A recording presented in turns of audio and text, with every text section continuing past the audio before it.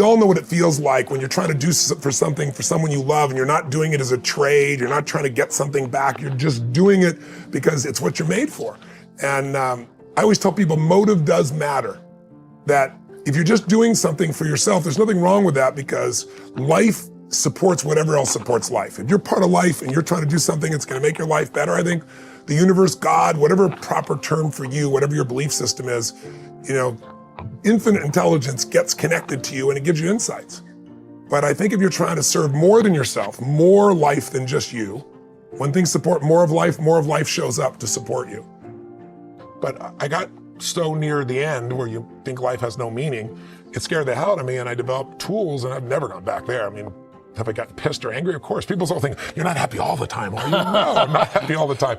But I'm happy the vast majority of the time because I'm doing what I love, with who I love, and there's a meaning in what I do. When you have those three things, life is pretty magnificent. And if you and I want to look at the quality of our life, there's only a way to define it. One way, really, that's real. How do you feel every day? If every day of your life you got $1 billion and every day you feel guilty or angry, by the way, nothing worse than an angry rich man or woman, isn't there? You just want to slap them, don't you? People are not one way. We are a reflection of the states we're living in. When you're in a frustrated state, an overwhelmed state, a tired state, your brain processes completely differently than if you're in a passionate state, whether you're feeling determined, whether you're feeling committed, whether you feel completely resolved. So learning to change the leader's state, learning how to change your own state. Because, people, one of the silliest questions I get asked is, you're not really that happy, are you? Or you have bad days, don't you? Well, of course I have, bad times. But I don't have bad days anymore, and it's not BS, it's because I've trained myself like an athlete to go in these peak states so often that they're just natural for me. It's like building a muscle. So it's not like I'm so smart or I'm just so positive. It's just like, why would I waste my time stressing out?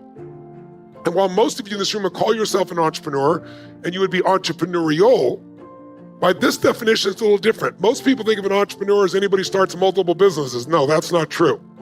Some artists are multiple businesses because they want to get all kinds of things for all kinds of people. Some managers want to do multiple businesses so they feel like they got multiple systems. But an entrepreneur is in it for one thing, the juice of risk.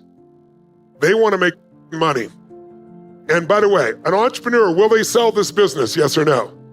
For the right price, they'll sell anything. And their mindset is, sell it, I'll start another one. Sell it, I'll buy another one.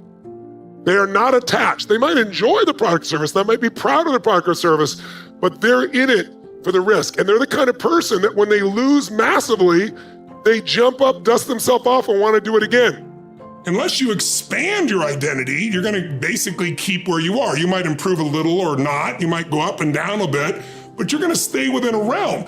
If you're going to have an explosive breakthrough to another level, physically, mentally, financially, spiritually, then we got to not only give you the tools, we got to shift that internal sense of who you really are and have you find that you are more than anything that's ever happened to you, that you can handle whatever shows up, even if it's incredibly scary or uncomfortable. Most people want to be happy, but their habit is to be worried or pissed off or frustrated or stressed. And so they've got a highway to stress and they got a dirt road to happiness. So I wire myself. I've got a highway to gratitude, which changes all your emotion. Raise your standards. Lasting change is different than a goal. You don't always get your goals, but you always get your standards. Maybe it would help you is to think about it this way. I try to explain standards to people with a different set of words. Think of it as everybody in life gets their musts. They don't get their shoulds. Like, think about it.